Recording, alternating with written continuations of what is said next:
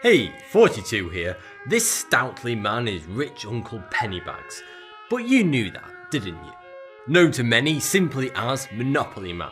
He's known for his waistcoat, jacket, top hat, moustache, and of course, his monocle. But wait a minute. The Monopoly Man has never had a monocle.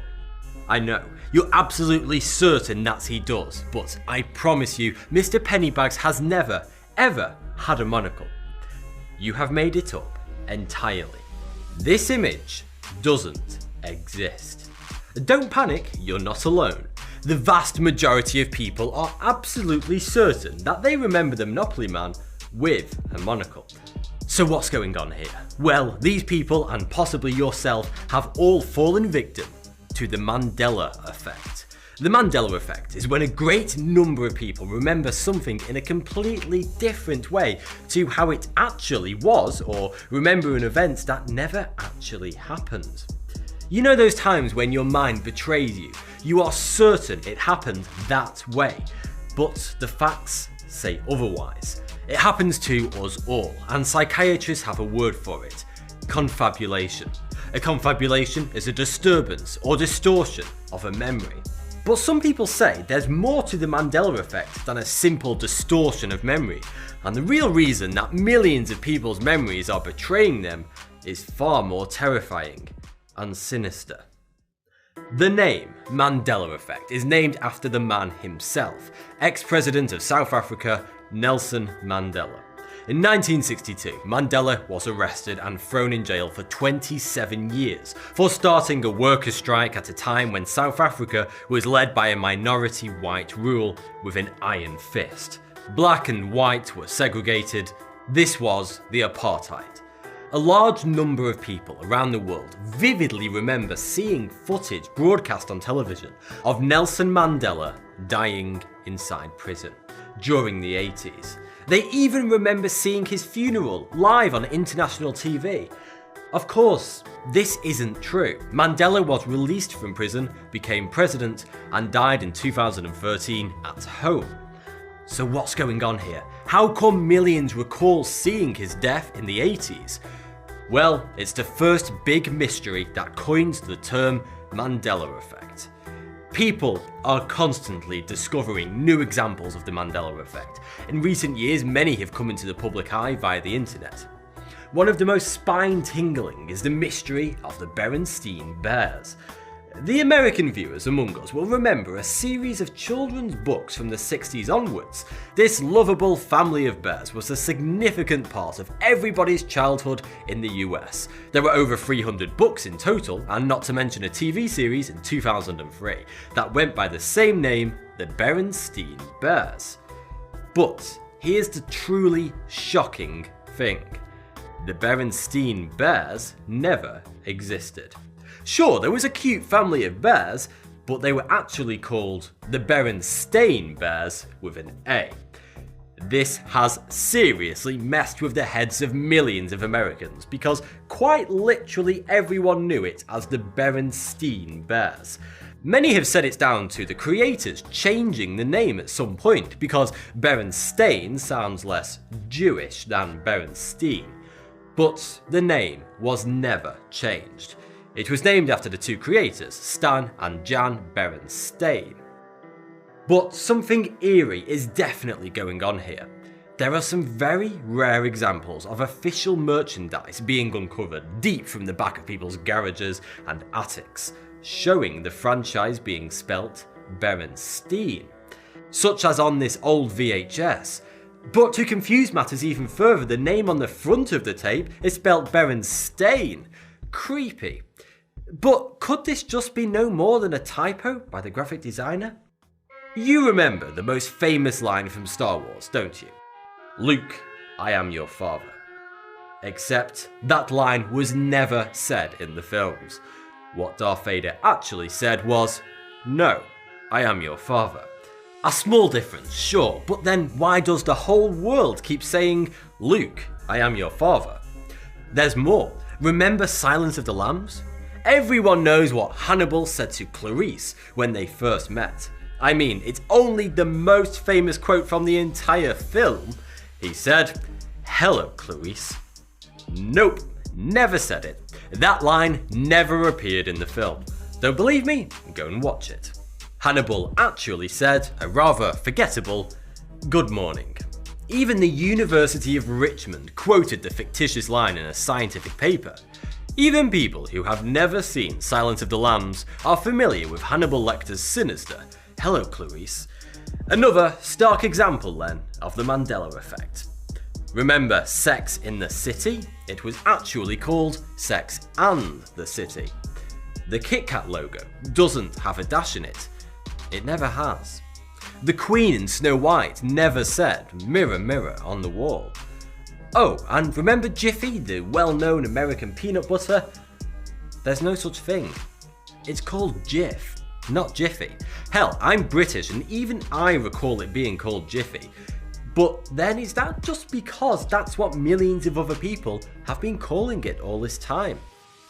The Flintstones was actually called the Flint Stones, despite no one in the history of mankind ever calling it that.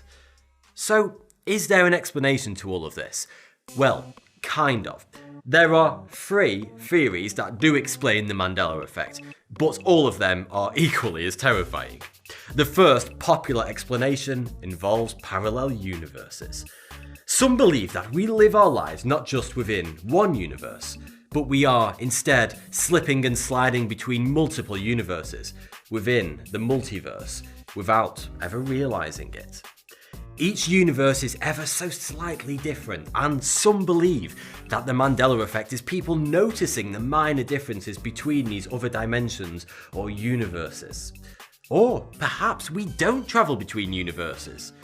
What if we've always been in the same universe, but instead memories are leaked from other universes and seep into our universe as they intertwine and collide? This rather outlandish theory isn't currently backed up by any specific research, but that doesn't mean it isn't scientifically possible. New quantum mechanics theories suggest that there are multiple universes and they do interact with each other, possibly sharing information. So, when we remember something vastly different to what the archives tell us, is it information coming from a parallel universe? Or is it something far more sinister? As we all know, if something strange happens, there's a conspiracy theory surrounding it. It's the second law of the internet, after "don't click on strange links." Mandela effect conspiracy enthusiasts believe the infamous Illuminati, or whatever shady group of men in suits are running the world from behind the scenes, have actually changed subtle elements of history to better suit their new world order. Just hoping that we wouldn't notice. But oops, some people have. Why an omnipotent group of secret world leaders would think that the Monopoly Man's monocle wasn't quite fitting for their new world order is anybody's guess. But what if you actually made all of this up? And this is the most terrifying of all the explanations, because this implies that our memories are nowhere near as reliable as we thought. Yet, what I'm about to tell you is by far the most scientifically accepted explanation for the Mandela effect. Psychologists say that we remember these events, books, films, and images so vividly differently to how they actually are because we've all created false memories. What do you remember most about your childhood? Is it what you ate for dinner each night or what you watched on TV? Your memories of these things are probably fuzzy at best, yet you can remember the names of all of your friends, and that time when you broke someone's window playing football. You probably remember all the times you were naughty, and that's because you talked about those events afterwards with your friends. Your parents talked to you about it afterwards. You received punishment in relation to that event. Conversation is arguably the most powerful memory creator there is, and talking about an event after it happened creates far stronger memories than whilst the event is actually taking place. Memories are created by connections forming in the brain. Your brain is full of cells called neurons, and connections between them called synapses. Imagine a neuron that represents a window and another that represents a ball. As a child, the moment you kick that ball through batshit Bob's window, a physical synaptic connection was created in your brain between these two neurons, thus forming a weak memory of the event. But then, when you tell your mates about how you just broke batshit Bob's window, that connection actually gets thicker, strengthening that memory. Then, when your mum confiscated your Game Boy afterwards, the connection grows once again. But it goes even further. Every time you recall that memory from here on out, the connection gets stronger. By simply remembering something, you are strengthening that memory forever. Of course, this also means that if you remember something wrongly, every time you remember what actually happened, you are instead strengthening the incorrect memory that's already there. This is why we can't see past our memories. Our brains tell us that they are unquestionably reliable, but we have no way to know whether that memory was false to begin with, until someone comes along and tells us or shows us that we have remembered it incorrectly. This is called false memory, and it is by far the most likely thing that's causing the Mandela effect. In 1974, psychologists Loftus and Palmer showed 45 students a clip of a real car crash, then asked a question. How fast were the cars going when they hit each other? The range of answers were vastly unreliable, but it was also discovered that by changing the wording of the question, also completely changed the people's answers.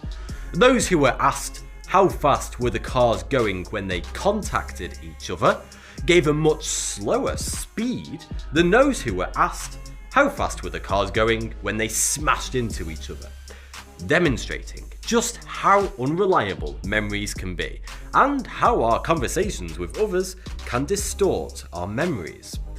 Mandela didn't die in the 80s like many thought, but in 1990 he was released from prison. The event was significant and was broadcast on TV across the world, with millions tuning in to watch. There was a large state procession on the streets of South Africa to celebrate his release, which many Americans and others remember watching.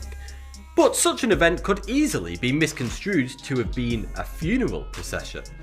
Nelson Mandela's name was nowhere near as famous back then as it is now, so people may not have paid much attention to what was actually happening at the time, thus creating a false memory that he died. The Berenstain Bears was read by school kids who couldn't give a toss about proper spelling. Steen is also a far more common suffix to a surname than Stain, so it makes perfect sense that children simply called it the incorrect name of Berenstain Bears when discussing the book with friends, and so grew up with this false memory. The same logic applies to movie quotes. You've probably heard "Luke, I am your father" and "Hello Clarice" many more times in real life during conversations with others than you have heard them in the actual films, at least the part in the film where the line was supposed to be. It turns out that every instance of the Mandela effect can be explained by collective false memory, which is disappointing to some and scary to others. The simple fact that everyone you speak to shares the same misconceptions about something actually strengthens that false memory. You've likely spread misinformation to hundreds of others when you've quoted lines from films that were never said, and discussed events very differently than what actually happened. We are all part of the problem, and new examples of the Mandela effect will continue to surface, because nobody's memory is perfect. And I for one welcome them, because that's what makes us human, and such curiosities keeps life so interesting. Thanks for watching. If you enjoyed this video, support me on Patreon before you forget who I am and tell your friends you watched a guy on YouTube called 36. Click up there to become a patron. Doing so helps me to make better videos. And click down there to watch another video. And if you haven't already, don't forget to subscribe.